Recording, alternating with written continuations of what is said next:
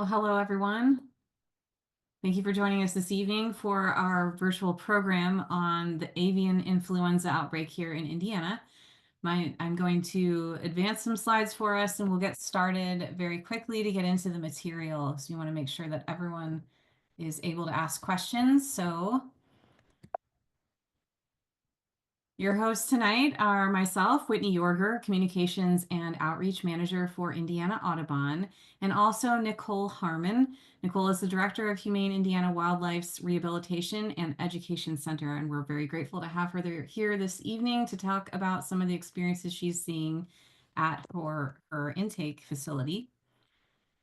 Tonight's focus, this is important for us to go through, we are going to be discussing highly pathogenic avian influenza and the impact on Indiana's wild bird populations, and specifically the birding activities and how we might go about our regular birding at this time. We're also going to talk about safety measures for you, for birders who are going out in the field, as well as backyard bird enthusiasts if you're feeding birds in the yard, and also any actions that we can take to navigate the current outbreak. Some of the things that we will not be discussing that are off topic this evening are going to be any kind of in-depth agricultural or poultry industry impacts. If you have pet birds and you're concerned about them, as well as aviary care, that is also something we won't be discussing. And we'll go a little bit into the HPAI virology, but where the virus came from, but we will not be talking in depth about that, as well as any research around it, and also anything related to public health, specifically for human transmission risks. So where we are right now, we're getting going, and I wanted to make sure that before we start, we have some housekeeping out of the way. What I'd like to make sure is everyone remains on mute for their microphones. We will be having a large audience this evening. So please submit your questions using the chat function here in Zoom.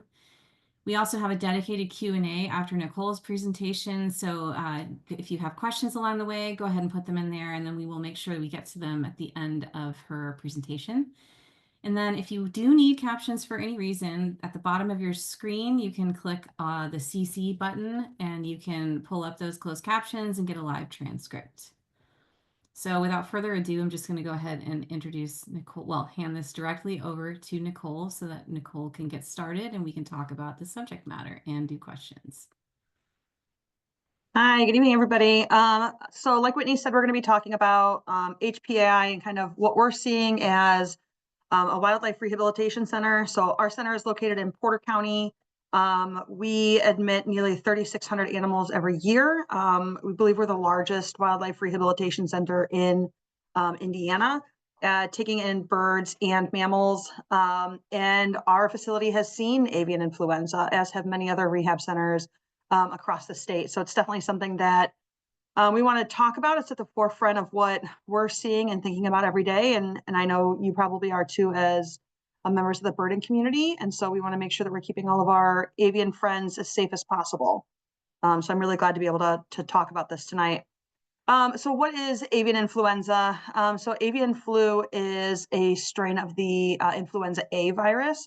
And so humans can get different types of influenza viruses, and that kind of dictates what sort of flu shot is offered each year, is that guess of what type of flu we're dealing with. But for avian flu, it's specifically influenza A.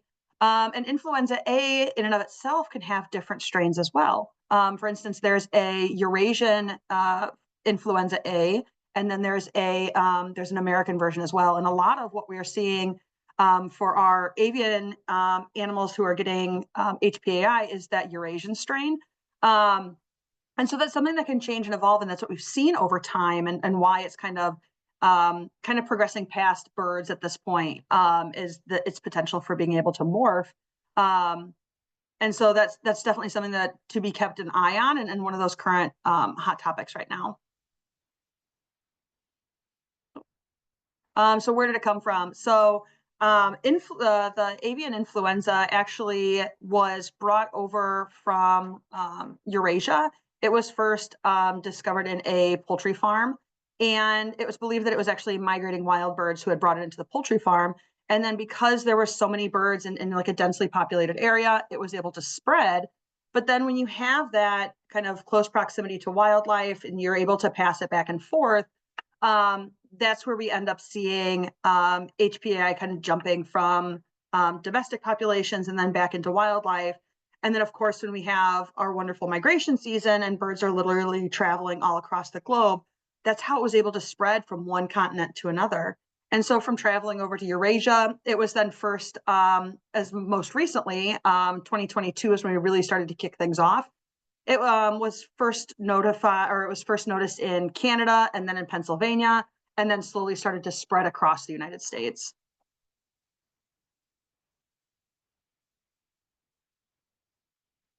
So the primary, I guess, vectors for avian influenza are going to be poultry species, but then also our waterfowl.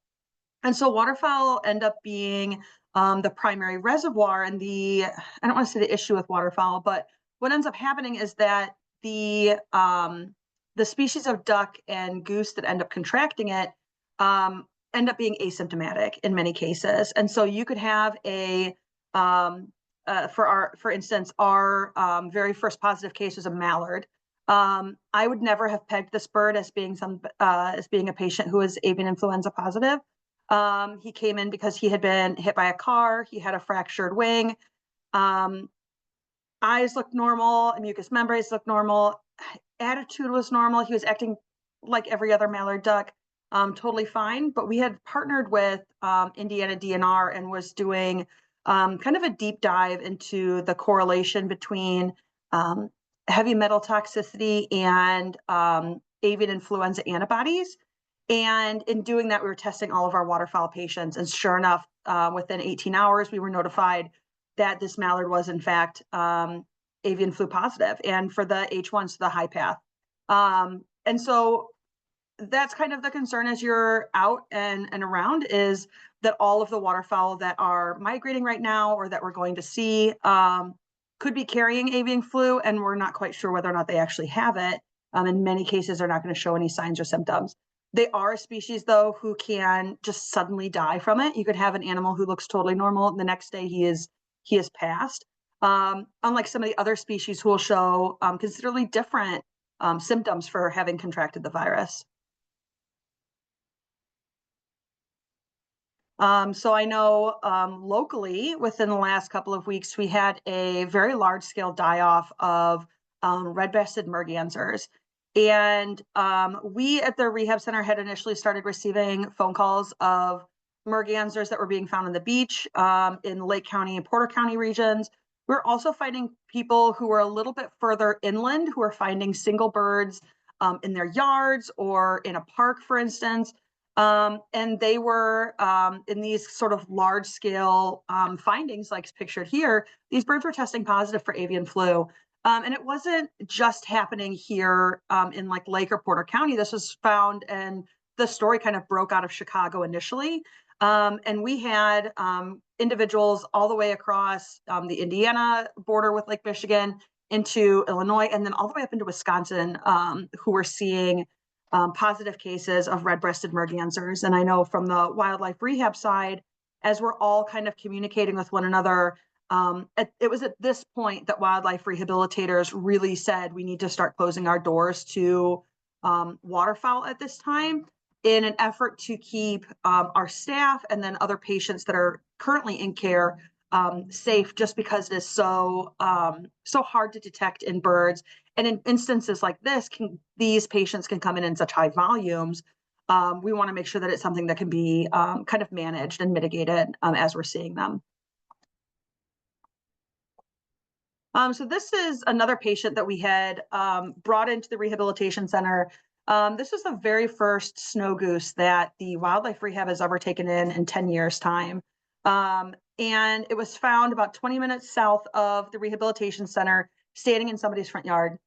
At this point, we had only taken in the positive mallard for avian flu, and again, had no symptoms. The mallard was in early October, so we really hadn't started seeing instances in high numbers for HPAI quite yet. Snow goose ended up coming in about a month later, and his exam was relatively normal. Bird was acting fine, bird was eating and drinking, no neurological signs, which is what we would see in other species that are impacted by this. The only thing that we noted that was odd was that both of his eyes were cloudy. And so in many cases, when avian flu is not necessarily at the forefront of our thinking, cloudy eyes could be indicative of trauma. Cloudy eyes could mean that that animal is old.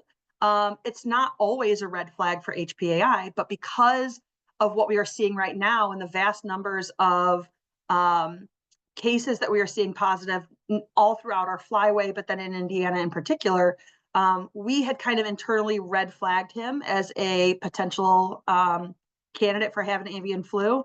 And then again, once we sent off that test, he was a confirmed positive case. The birds that we see it the most in, because we are still taking in birds of prey, are going to be our raptors. And so what ends up happening is that avian flu, while it is being spread around, Whitney, some people are asking whether or not there's a presentation they should be seeing. Is everybody able to see the presentation? I just wanted to pause because I saw that kind of pop up. If you're joining from your phone, then you might have to swipe back to see your screen. Okay, we've got some people saying that they can see. Okay. So, and I'll answer, thank you for those of you who kind of chimed in on the chat saying that they can see it. And I can kind of answer Deborah's question as well as how do we test for bird flu. So we send in blood work and we also do a cloacal swab and that is sent down to Purdue.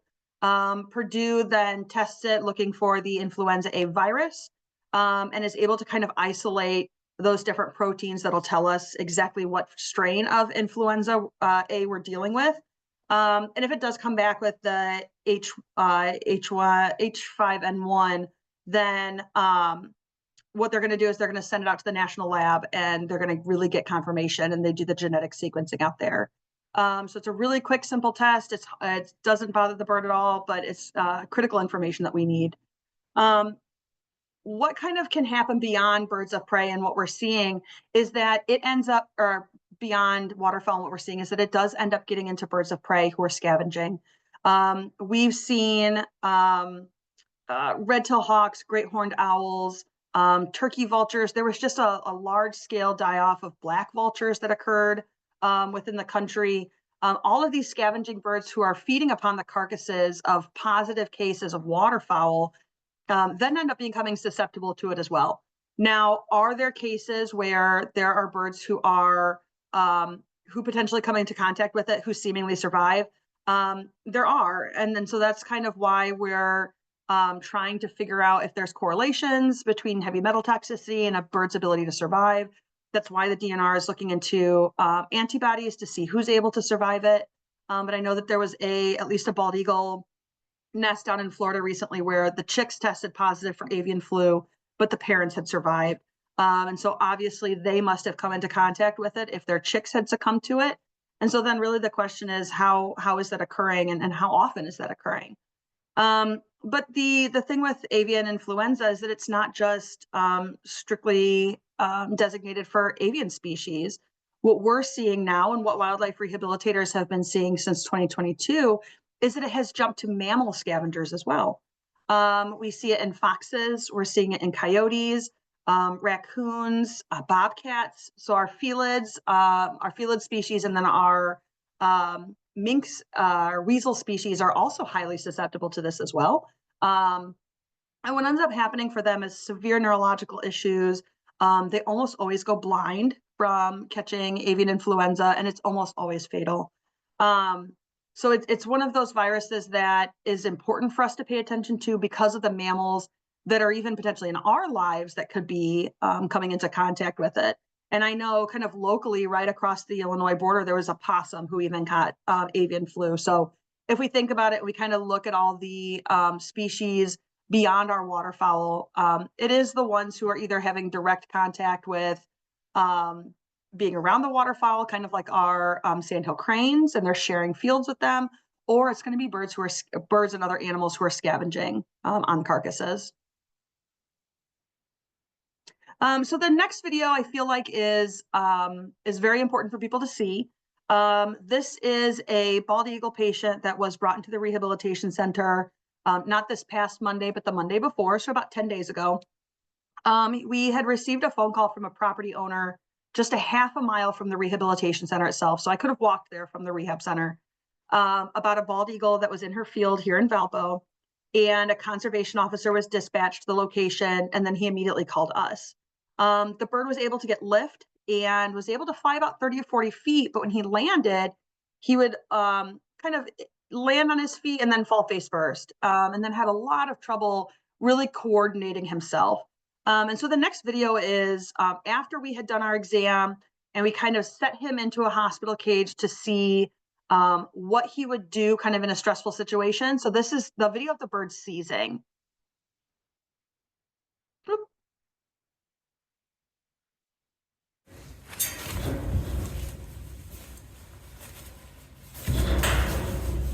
And I know it might be something that is difficult to watch, but the reason that this is so important is because a seizure from avian influenza in our bird of prey patients looks considerably different from a normal seizure. And part of that is because it occurs in a different location in the brain. So it occurs in the frontal part of the brain.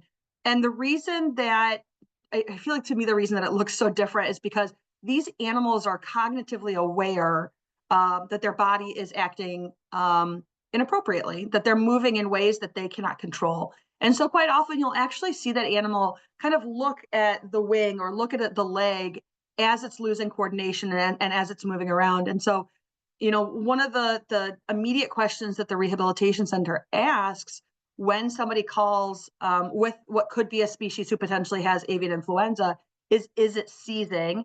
And what kind of seizing it might be, because we see seizing for any number of reasons, whether it's trauma or lead toxicity, and we want to rule out those potential causes, especially if we're looking at something that might have avian flu.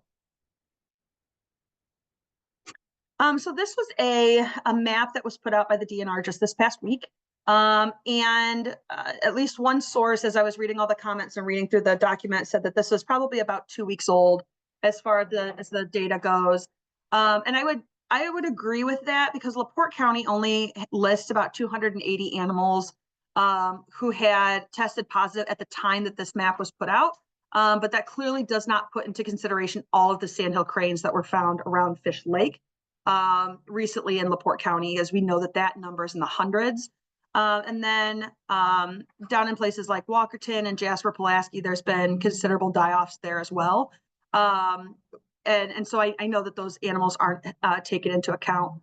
One of the locations that you can actually find numbers and instances is going to be the USGS APHIS website. And so what I always do is, or had been typing in USDA APHIS wild birds.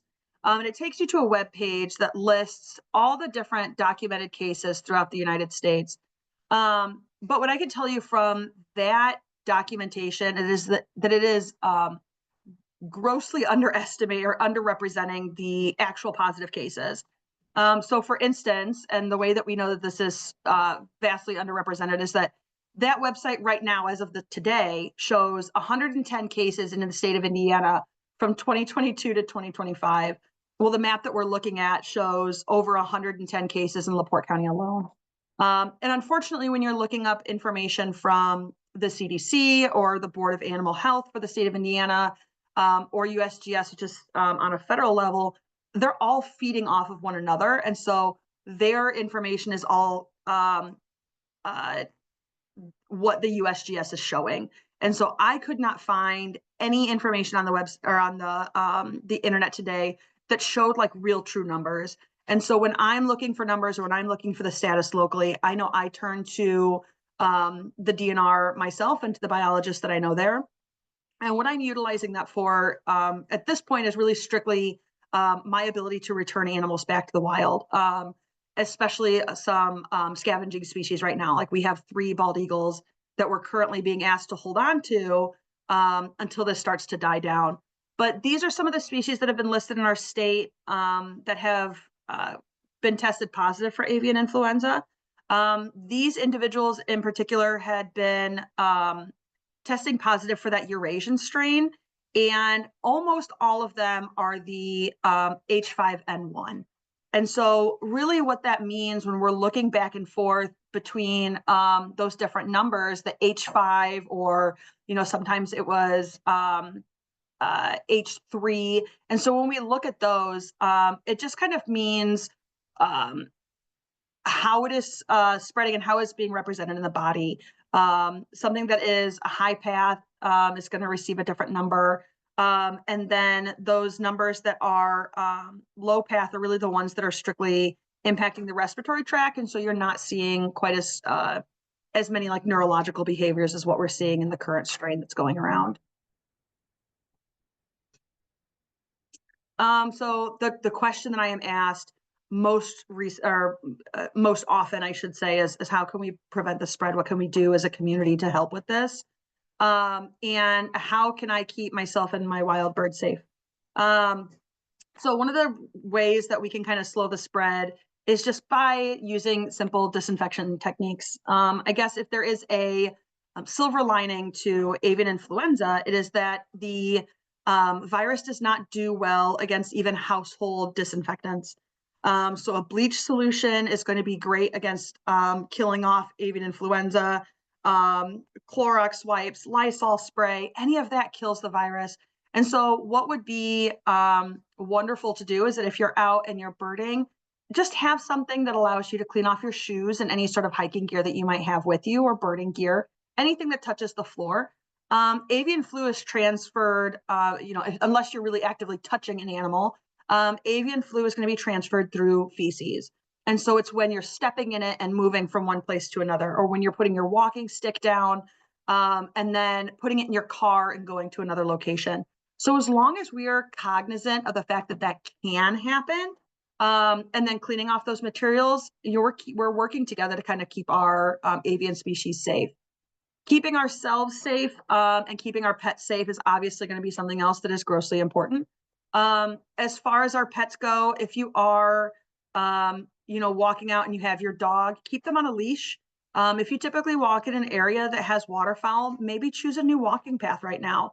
The last thing that you want is to end up having your dog contract it. It is something that has been documented in domestic pets. And yes, somebody had mentioned wash your car, especially your wheel wells. Absolutely fantastic advice. Spraying down those locations, having a bleach spray that you can just spray it down right there in the field. That's going to be incredibly important, especially if you're on an area that is not necessarily like asphalt or gravel. You're going through an area that's really going to retain moisture. We're going to want to disinfect those areas as well.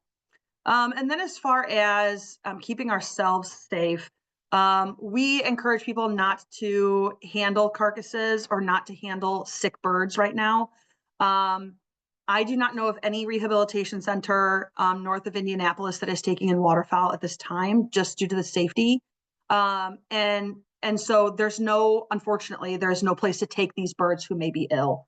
The recommendation to not touch them is so that people don't contract it. There's currently 70 cases in the United States of individuals who have avian influenza. There has been one woman who has lost her life.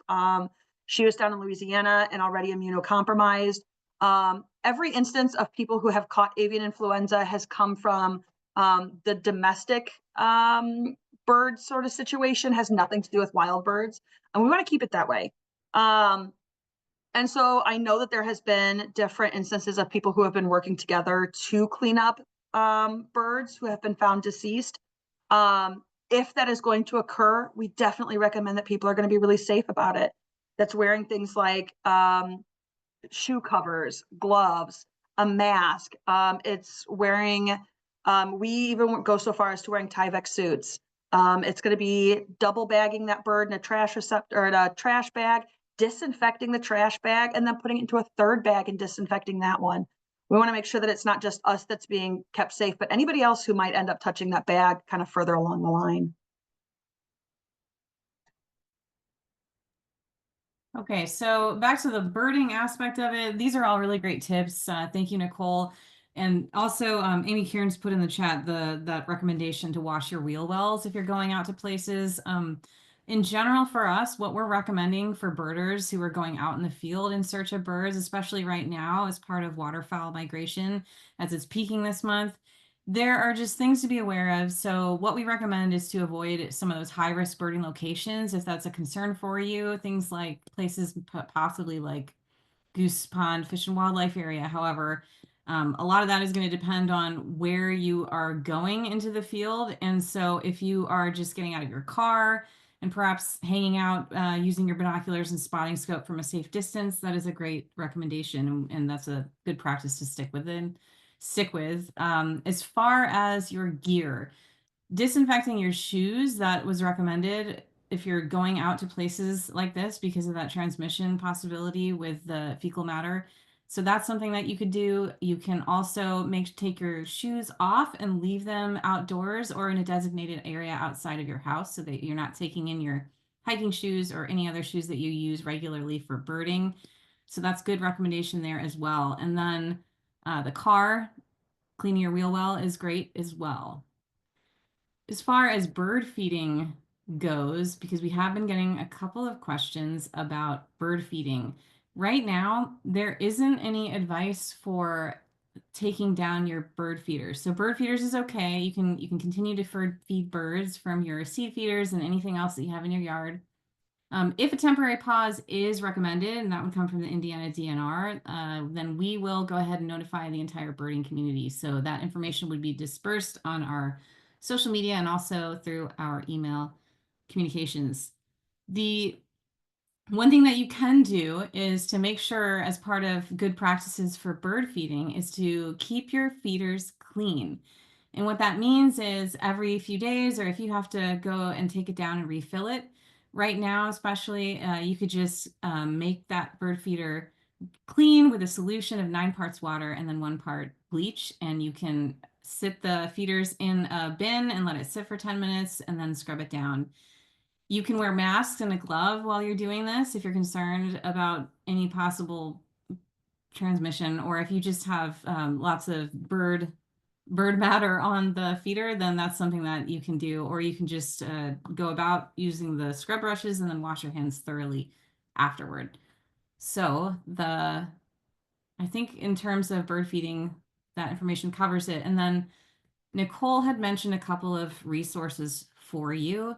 And we do recommend going to and staying informed from some trusted sources such as Indiana Audubon, Humane Indiana Wildlife, Nicole's facility. And then there's also other information you can find from the Indiana Board of Animal Health, as well as the Indiana DNR. They have an entire section on wild birds, and that link was put in the chat earlier. So you are more than welcome to save those links or screenshot this as well. And then the USDA, that website for the aphis monitoring situation that Nicole had mentioned, that is also linked here. And it was mentioned earlier that if you are seeing wild birds that potentially are sick or dead in areas near where you are regularly going out to bird, those cases should be reported directly to the Indiana DNR. And that link is on the bottom right-hand corner of this screen. You can go to on.in.gov/sick wildlife. It's pretty easy to remember that one. And I think what we'll do now, since we're at 7 o'clock, we've got plenty of time for questions. So you all are welcome to put those questions in the chat. And then what we can do is we can answer this one-on-one.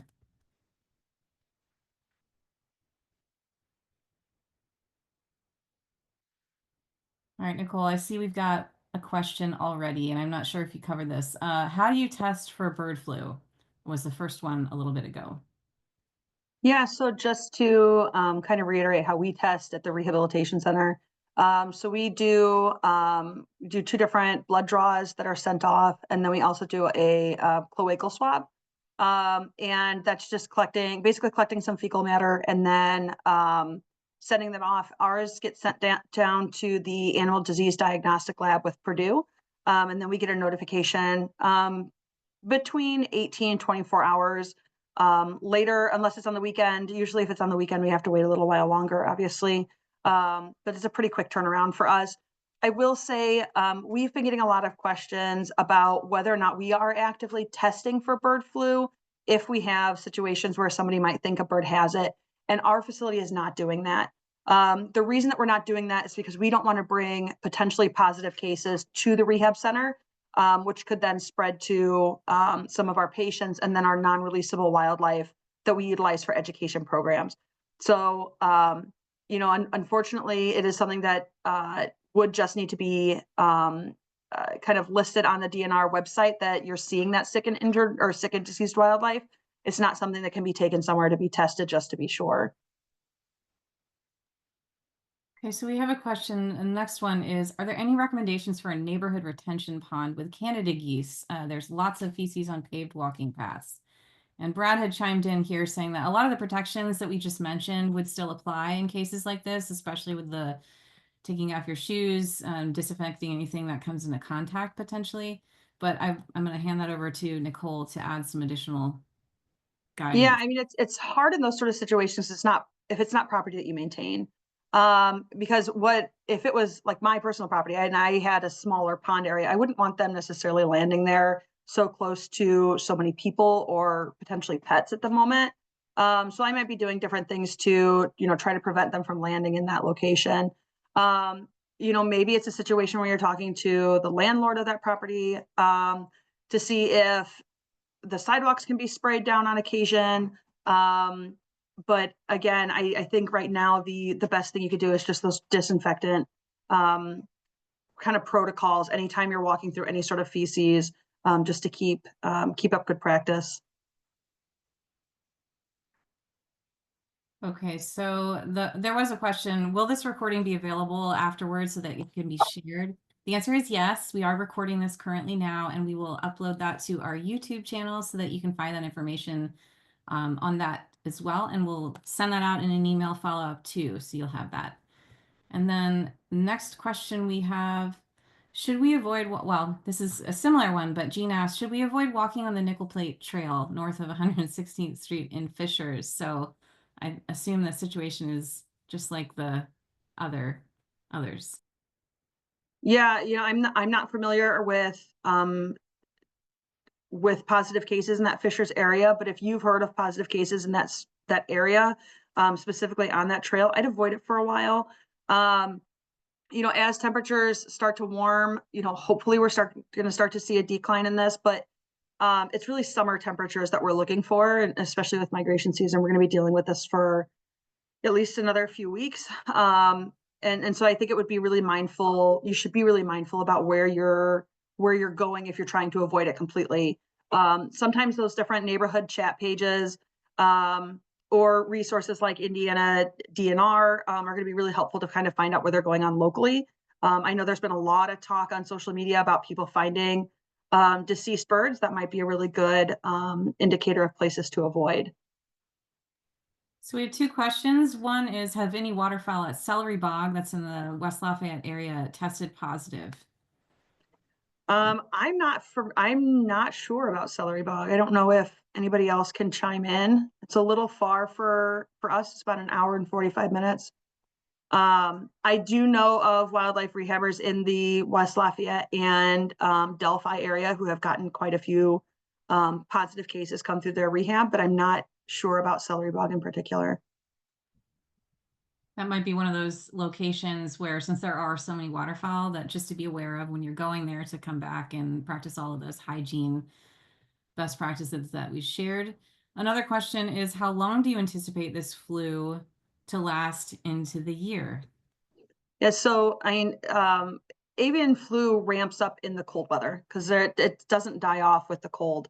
And that's when we have all of our bird species moving around, right? In that fall migration, then now in the spring migration, when those temperatures are cooler, we start to see it kind of level off and start to dissipate as we enter those summer months. But if we have a really mild summer, it's still going to stick around. It's really hard to be able to say when we anticipate not seeing it. I remember back in 2022 when this first started really becoming an issue, being like, oh, it'll be fine during the summer, and it just kind of stuck around, and then again ramped up in the winter months. So it's just something to be continuously mindful of as we go through the next couple of months.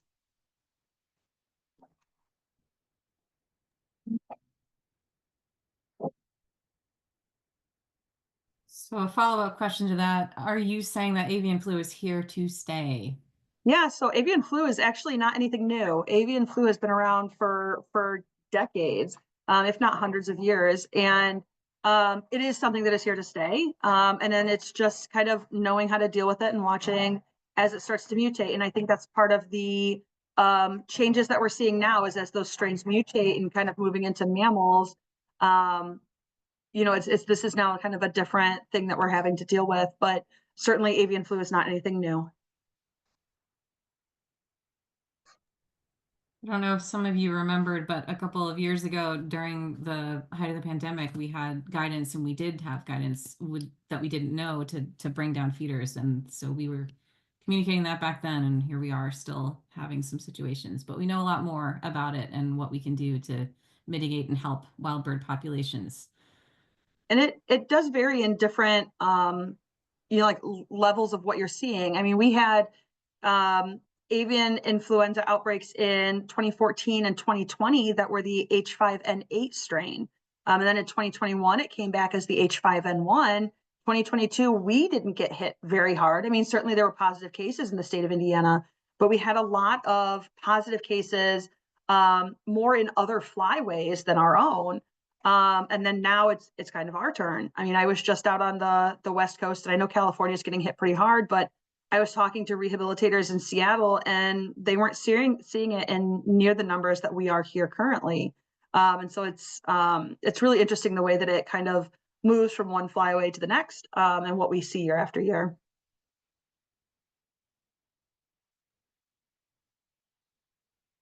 Feel free to ask any more questions that you have since we have Nicole here. And I'll remind you that we are sharing the recording later, and I will also share some additional resources, including those links that I had on the last page. Thank you all for joining us and doing what you can to protect the birds.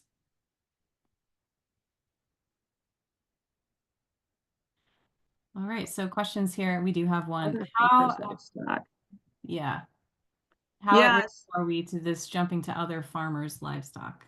So, I mean, they're certainly already seeing it. So we're seeing it in poultry, chickens, ducks, turkeys. I learned a lot about Indiana as far as our poultry um, industry. I didn't realize that Indiana was the number one duck producer or the number three egg producer in the country. I thought that was really neat. But you're also seeing it in cattle now. And so it's because the feces is being ingested. And so anywhere that is a possibility potentially can get into that space. Right now, it really is just those hearing about it in cattle and then hearing about it in those different poultry farms. I have yet to hear about it being in like sheep in large scales or pigs or anything like that. But certainly there are plenty of other animals who are getting it. And so even so far as to say that there have been bottlenose dolphins, harbor seals who have contracted avian influenza. And then this is something that even as the zoological industry is dealing with from wild birds. And so anywhere where we have this mix of animals in captivity in any capacity and wild birds who may be interacting with them, there can be spread. And so even locally, our own Lincoln Park Zoo up in Chicago had a flamingo and a seal end up passing away from avian flu because they were able to kind of land into their habitats. And so many places are either bringing those birds inside, or they're ending up covering enclosures so that animals can't get into them or even defecate on them. At our own facility, all of our bird enclosures are now covered with shade cloth so that any flying over birds can't defecate into the enclosures. And that was one of the first things that we were recommended doing. And so I know it's not like part of the talk, but for anybody who does have backyard chicken flock, covering them with a shade cloth, covering them with a shade cloth can definitely help in preventing any sort of contamination. And again, just kind of maintaining those same disinfectant procedures, even when you're working with your own backyard flocks, is going to be really important. Maybe just having a pair of shoes reserved strictly for dealing with your own poultry is going to help keep everything safe. But yes, zoos have had a problem with avian influenza has there was a big cat sanctuary out in the West Coast who lost about 30 big cats to avian flu all of a sudden. And so I know that was a really tough loss for their facility. Thanks for asking all these good questions. So Barb, this is a good question. We touched on it very briefly. Should we not let pet cats go outside? So There are two answers to that. yeah. So I am always a huge proponent for keeping your cats inside. One of the reasons that I hear cats needing to go outside is for their vitamin D levels. Vitamin D, cats don't get vitamin D through the same kind of outlet as many other species. They don't need to go outside in the sun to be able to get the amount of vitamin D that they need. So I'm a huge proponent for keeping our cats inside. But now more so than ever, because yes, there have been documented cases of domestic cats, whether they are people's pets or they're feral or part of a colony, who have contracted avian flu, and that number is rising. Can songbirds get avian flu? Yes, they can. And so we know that our domestic cats are catching songbirds. And it's I find it very interesting that it is house sparrows and starlings that seem to be the ones who are higher on the list for having avian flu, but there's also been like black-capped chickadees who have tested positive for it. So yeah, your cat can be at risk for contracting avian flu. The other thing to kind of watch out for right now is the food that you're feeding your cats. So if you feed them a raw food diet, and that raw food has like poultry in it, so chicken, turkey, or duck, that is another way that they could end up contracting avian flu. One of the reasons why we can all consume poultry right now without having to worry about it is because we cook it. And when we cook that meat, it kills off the virus. But if we are feeding it to our pets and it is not cooked, potentially they could end up catching it that way. And there have been documented cases of that occurring. So another thing that is occurring in different wildlife rehabilitation centers and zoological facilities is a shift in what we're feeding to our own patients or animals in our care, to move away from poultry that could be spreading it. Or so in our own facility, not only have we shifted away to like live prey or whole prey items, but we have also started cooking any chicken that we were to feed off to anything. How would you practice? Would be good practice to spray down your shoes before getting into your vehicle after a visit to the golf course or parks? Absolutely. Yeah, anywhere where you're seeing waterfowl that are hanging out, whether it's around a apartment or at a park or at a golf course, if there are waterfowl there, it's great practice to be able to just spray things down. I mean, keep a spray bottle in your car. You're going to want to make sure that you're changing out that liquid though. Often enough, I would say within every like 3 days, to make sure that it is still effective. And that you're basically not just spraying it down with just diluted, like the diluted disinfectant, or it's just not primarily water at that point. But certainly anytime that you're out in those areas, spray down whatever you have. How do farmers who rotate their chicken coops through their fields manage? I'm not exactly sure. I think the Board of Indiana Animal Health has a phenomenal page on like the poultry industry and what backyard farmers can do. And I would definitely head there.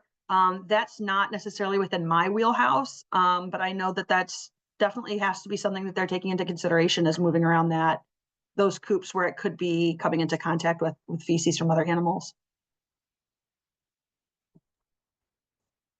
That's one of the links that we will share in the recording follow-up email. So I think we've covered quite a bit here. And if there are any last minute questions, we could probably take 2 more.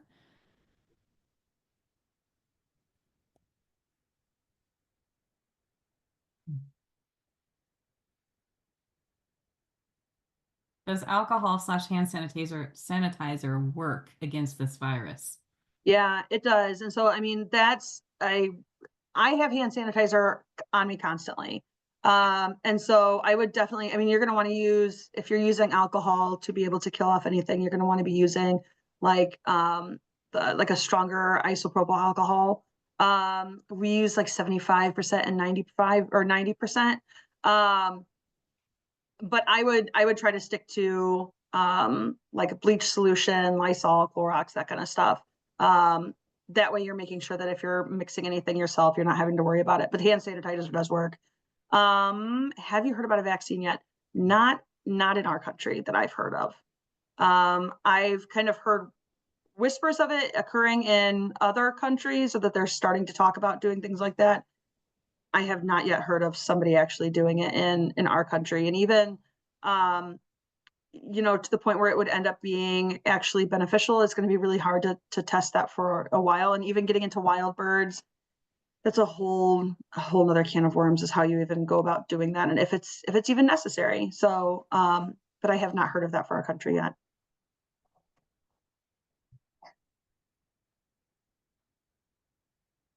Okay. What species are really being hit hard? I don't want to say like it depends on the week, but at one point we had a large scale die off of the red-breasted mergansers where it was several hundred birds. I had talked to the Port Authority in Hammond at one point. Hang on, I'm so sorry.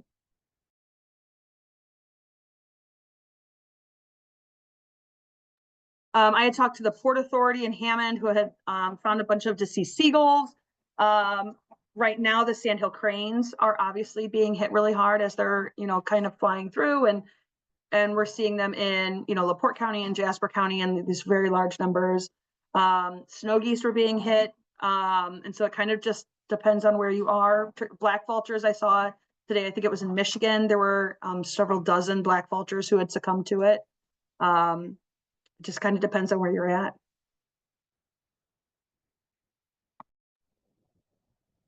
All right. Well, I think that's great. We've got a lot of questions here that we've covered. I think some of them are touching into other areas that we don't quite have the expertise to talk about, but we want to remind you again, some of those things that we were telling you earlier. It is March, it's waterfowl peak season, so we do want you to go out there and enjoy those birds as they are out and about. And we have plenty of field trips this month that are scheduled. Our first one starting on Saturday. If you're heading out to the Summit Lake field trip, just I wanted to let you all know that if you are joining any of the field trips that we have planned this month, our field trip leaders are aware of the situation. And so these are things that we can reiterate to you. Just make sure that you are practicing those hygiene measures and extra precautions so that you are not bringing that into your home. And it's no reason to scare you and to not go out there and enjoy the birds. We have wonderful optics now that allow you to extend your vision without having to move into the territories where you would be experiencing some possible contaminants. So get out there, enjoy the birds. If you want to join us in the field, go to indianaaudubon.org/events, and you can find some upcoming trips there. And thank you so much, Nicole from Humane Indiana Wildlife. We really appreciate taking all these questions from our audience, and also just knowing what you're dealing with up there in Valparaiso that is also extending across the state. So I'm sure there are other wildlife rehab centers that are also going through some of the things, and that you've been in touch with them too. So Absolutely. Yeah. Thank you so much for having me. awesome. Well, thanks everyone. I'm going to wrap this up, and you'll get additional follow-up via email. So thank you very much for attending this evening, and we hope you get out there and enjoy the birds. Good night. Thank you.